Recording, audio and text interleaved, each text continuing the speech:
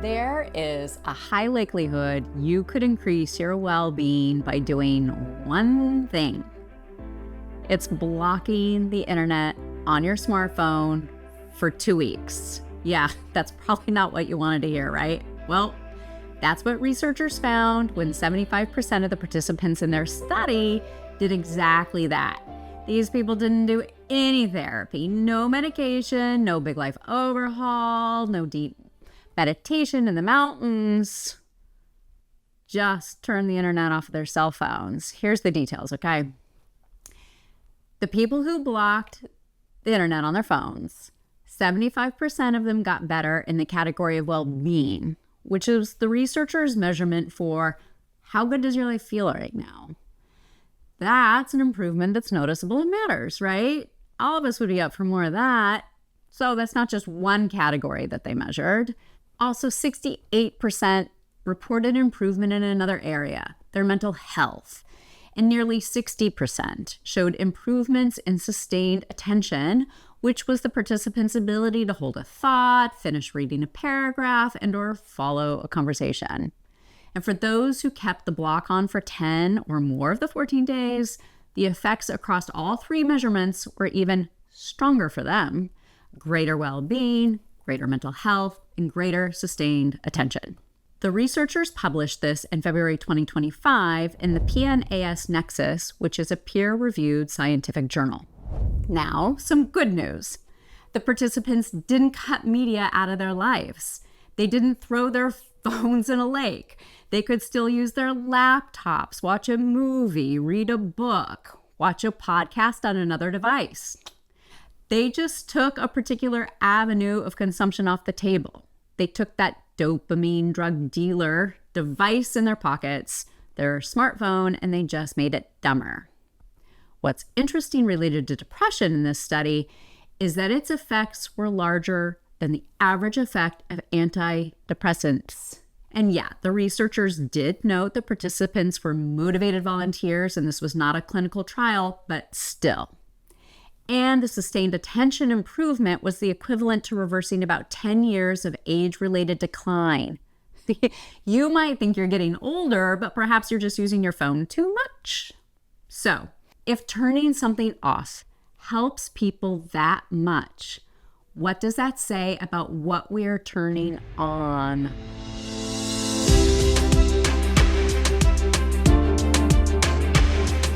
Hello, and welcome back to Convos about Conscious Media with Kia. This is a show about conscious media, which I define as stories of media that create awareness and aim to have a positive impact. I am your host, Kia Kiso-Brennan. I am really glad you're here. If you caught episode 1, What is Conscious Media?, you know what we're doing on this podcast. We are drawing a map of the conscious media ecosystem, one conversation at a time.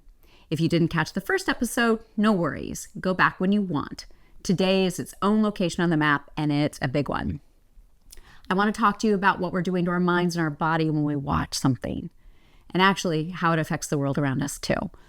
Because I think there's something missing in general conversations about media, or we're forgetting something that we already knew. But I think the study I just told you about is a clue. The science of how media affects us is such an important topic that I almost made it the topic for episode number 1. I genuinely get excited about this stuff. If you know me, I love data. I love context. I love connecting ideas. I love understanding the larger landscape that we operate in. But let me back up and I'll tell you a little bit more about this study because the numbers are striking, yeah, but the details, they are the part that shifted something for me. A team of researchers led by Noah Costello recruited 467 people across the United States and Canada to commit to the study.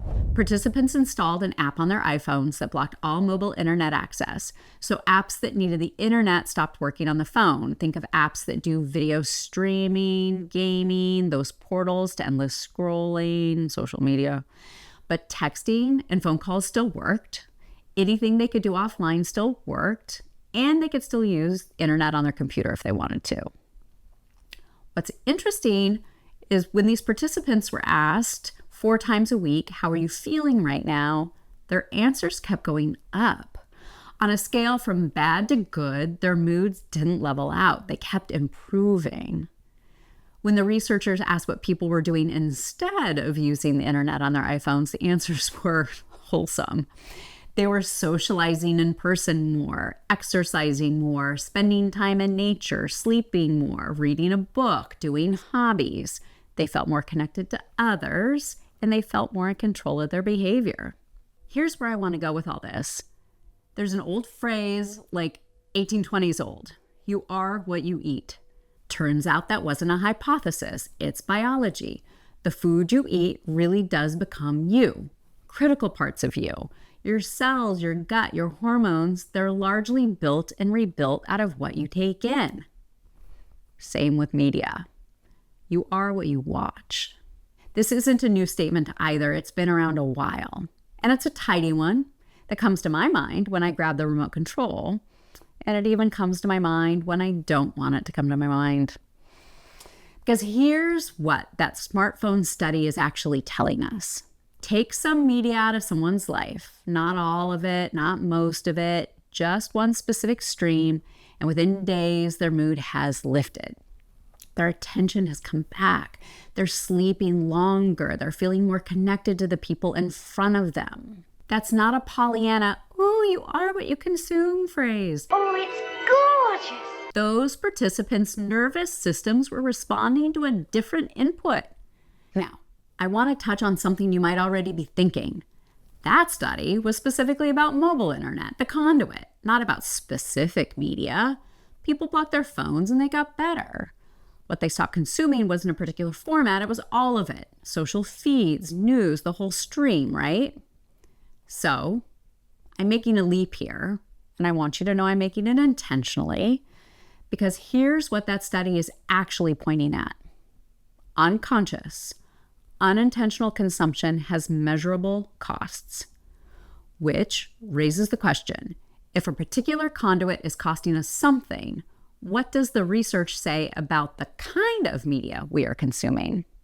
Well, buckle up, because I'm bringing receipts.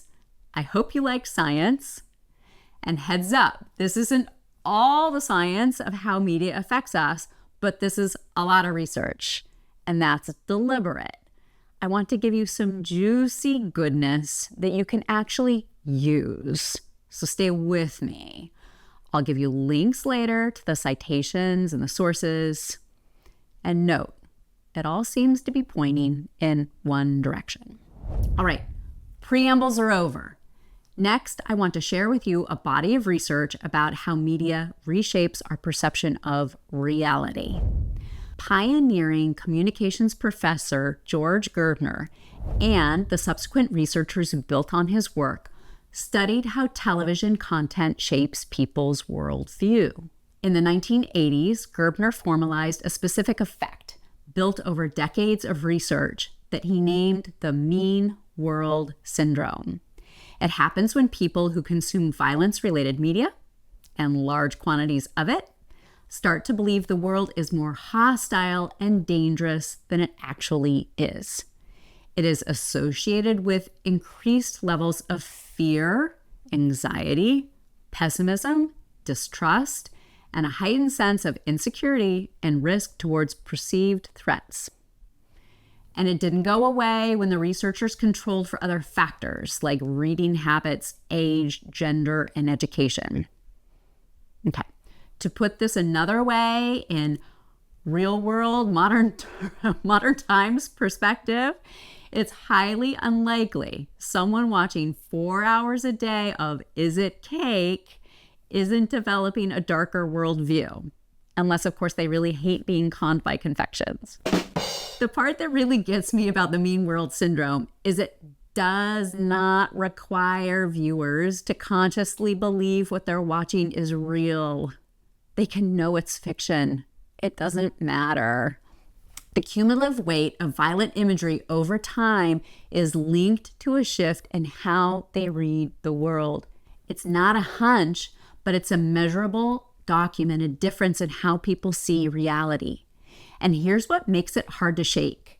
It's not a dramatic overnight shift. It's more like weather. A slow ambient pressure on the entire population's sense of what's normal and what's dangerous. No single person feels it happening to them, but across millions of viewers over years, the needle moves. Over his career, Gerbner called the broader framework cultivation theory because he saw that programming was cultivating the viewer's reality. Despite its influence, Mean World Syndrome and cultivation theory have attracted criticism, but the core of it has been tested and confirmed as a small but consistent effect. In fact, tens of studies over multiple decades confirmed Gerbner's findings. The fear, the anxiety, the pessimism, the distrust, the heightened sense of insecurity, all of it showed up study after study. And in addition, they also found something called anomie, a broader feeling that social norms are breaking down and the society is coming apart. And also in a separate line of research that was documented was another effect called the acute stress response, which is a cluster of psychological symptoms that can appear within days to weeks following a traumatic event. For one example, one study found that people who consumed 6 or more hours a day of coverage at the Boston Marathon bombing showed higher acute stress than people who had actually been physically present at the bombing. So, you can see media can shift how we see the world, even without us noticing.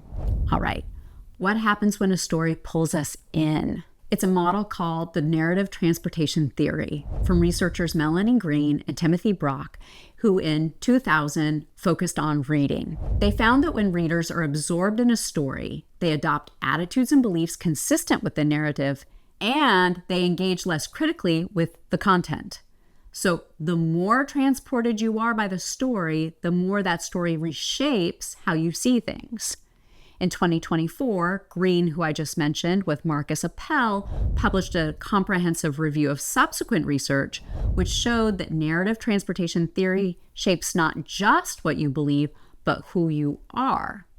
Stories you are absorbed in reshape your self-concept. They can increase your ability to understand others' inner world. They can also help you understand that others' thoughts, beliefs, and feelings may be different from your own. They can fulfill your need to feel connected and part of a group. And something to be super mindful of, they can reduce your critical evaluation of the content itself. So stories change us. The question is, in which direction? Because one type of positive media, including music and gaming, has been studied extensively, and that is prosocial content, which is stories about generosity, cooperation, and people helping each other. Across almost 4 decades of research, over 100 studies, including over 22,000 participants, both children and adults, showed that consuming prosocial content measurably increases prosocial behaviors, such as being more likely to help a stranger. In one set of experiments, people who played a prosocial video game were more likely to help after a mishap, more willing to volunteer their time, and more likely to intervene when someone was being harassed. So, as you can see, there are decades of research about violent content, and there are decades of research about prosocial content. Now, pause for a minute to think about these findings.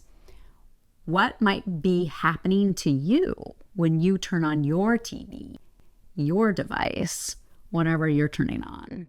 We've been talking about what media makes you believe or do. Now, what does it do to your body? For example, when you're watching a fictional threat, chances are your body mounts a stress response. It responds as if what's happening on screen is real. Your heart rate, blood pressure, breathing most likely shifts. This is well documented. There's a concept actually called embodied simulation. You might know it as the mirror neuron theory, which got a little overhyped for a while, but the underlying research is real. One of its discoverers, neuroscientist Vittorio Galizze, has done specific work on cinema. He found that when you watch someone perform an action on screen, your brain's motor system activates as if you're doing it yourself. Note this, biologically, you change while watching scenes you consciously know aren't real. Your body isn't consulting its prefrontal cortex about whether it's a movie or not. In talking about the effects on our body, what about cortisol? According to scientists Robin Naby, A.B. Preston, and Jinyan So in their 2016 study called Could Watching TV Be Good for You?, the frequency of consuming different media and genres may raise cortisol under some conditions and lower it under others. A 2016 experiment by Diana Rieger and Gary Benta put numbers to this. They stressed people out, and then they had them watch something. A calm, soothing movie measurably lowered cortisol. Entertaining light content didn't drop the stress hormone, but it helped people detach, recover, and feel re-energized. And in other research they point to, violent content tends to drive physiological stress up. And it's not just cortisol. Heart rate, blood pressure, breathing, your whole fight or flight system responds whether the threat is in the room or on screen. And we can see it in the brain itself.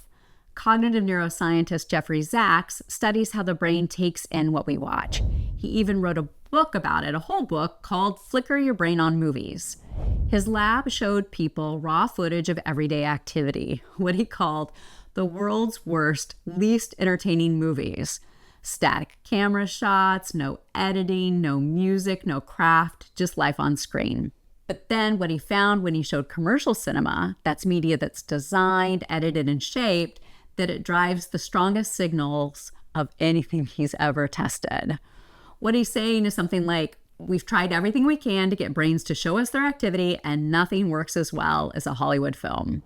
Neuroscientist and author David Eagleman said in his podcast interview with Sachs, when a character throws a punch towards the camera, our visual systems cause our motor systems to flinch. So you see, our brain largely treats what it's seeing on screen as if it's real, and your body just can't help itself. So let's take a breather for a moment. To be clear, not all of these studies I've mentioned are saying the same thing through the same science.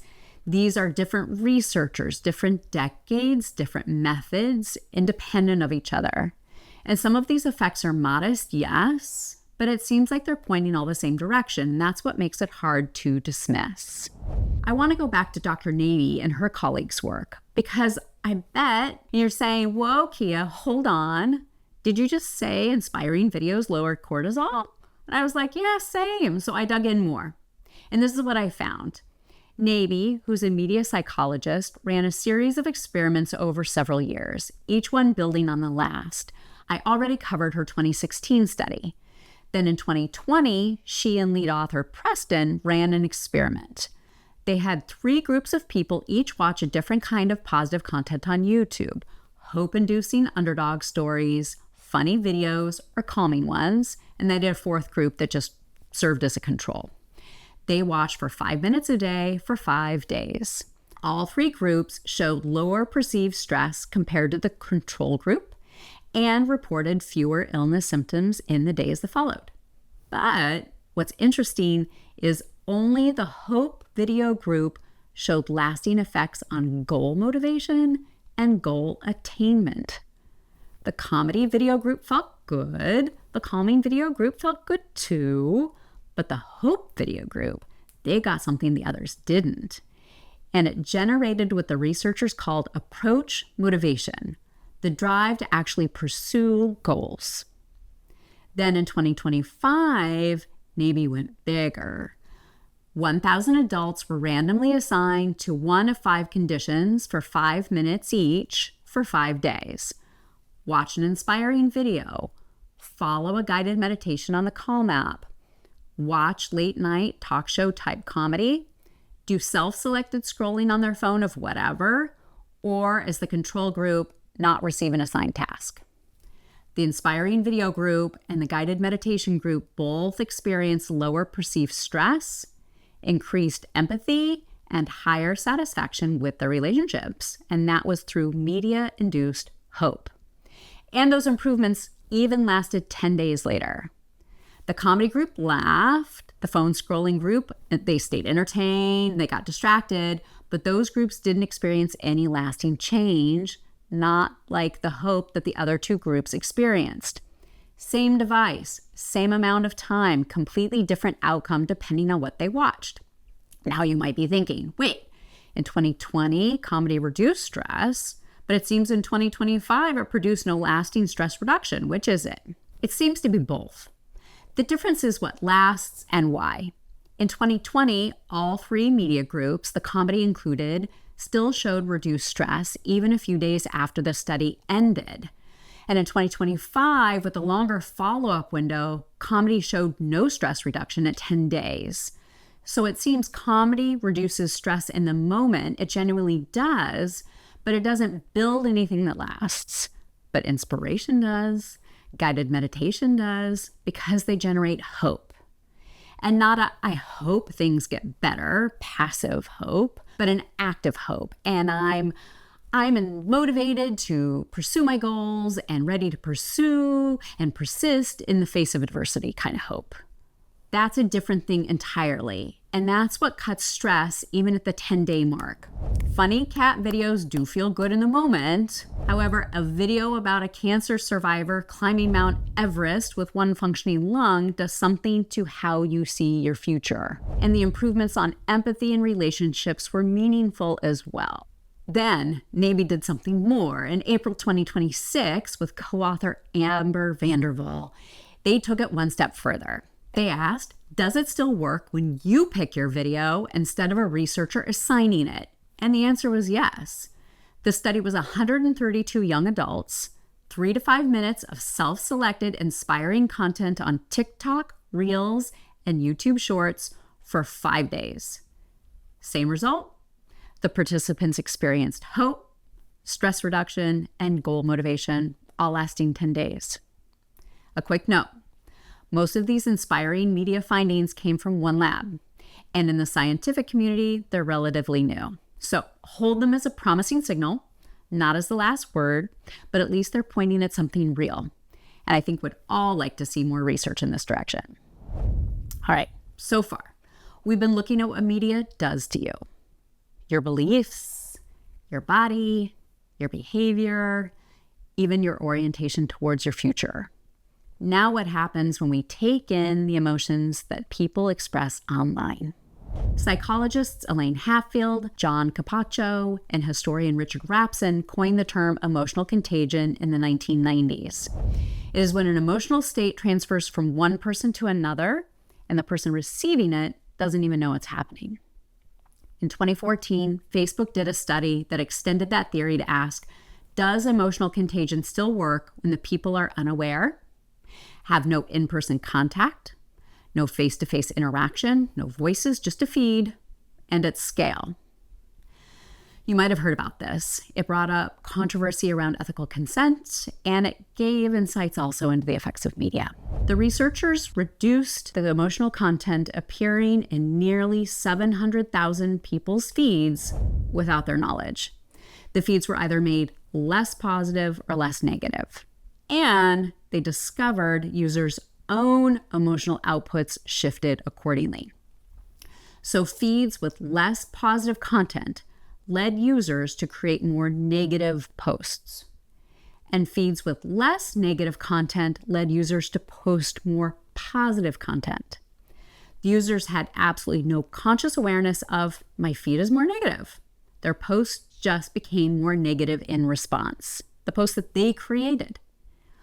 So your feed is not a neutral view into what your friends are doing. It is actively shaping how you feel, what you post, and how everyone feels when they see your content. These almost 700,000 people didn't open up Facebook with a goal. They most likely opened it out of a habit. But what they got back was something that they never sought. That's what makes this study so striking. Not how much people shifted, but they shifted at all. The effect per person was small, but the effect across all the users was large collectively. And keep in mind, Facebook doesn't just have 700,000 followers or users. It has billions. So a tiny emotional nudge applied algorithmically, consistently to that many people, that's not a small effect on society. That's an emotional weather system. Makes you think of Gerbner's cultivation theory work, doesn't it? In 2021, a former Facebook employee turned over internal documents to Congress showing the company knew its algorithm was harming the people using it, especially teenagers. They weren't intentionally harming the teenagers with harmful content. They had built a profit-optimizing algorithm that amplified whatever drives engagement. They did this to keep users scrolling. Researchers studying these engagement algorithms have confirmed the pattern. Emotional content gets more reactions than neutral content. So anger, sadness, anxiety, those drive stronger engagement signals. So the algorithm serves more of what provokes us because provocation drives our engagement. You see, the platforms already know this works, and now so do you. So here's where it all comes back to.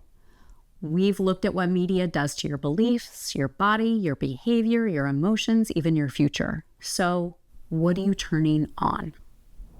In a future episode, I'll share why you watch what you watch and whether it's actually what you would consciously choose. Plus, I'll have fun and enlightening interviews and conversations coming your way with filmmakers, conscious media viewers, and people who've been living this research.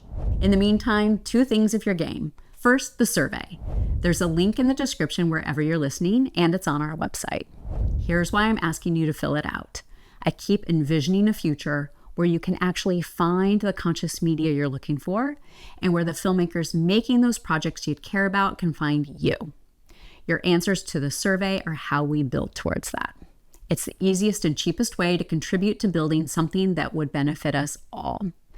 I read each response myself, and I reach out to the people who are open to being contacted. During this initial period, as I launch the podcast, when you hit send, you're joining our Founders Circle. It's no obligation to you. You'll just be getting perks in the future. Only 2 questions are required in the survey. The rest of them are totally optional. So go as deep as you feel like going, but know the more you answer, the better. Second thing, share this podcast with one person you think would be into it. A friend, a colleague, a family member, a neighbor, a frenemy, your cognitive neuroscience neighbor. You can find us at consciousmediaconvos.com and reach out. I genuinely want to hear from you. I want to hear what this episode unlocked for you, what hit different. Again, I'm Kia, and this has been Convos about conscious media. Thanks for being here for the second one.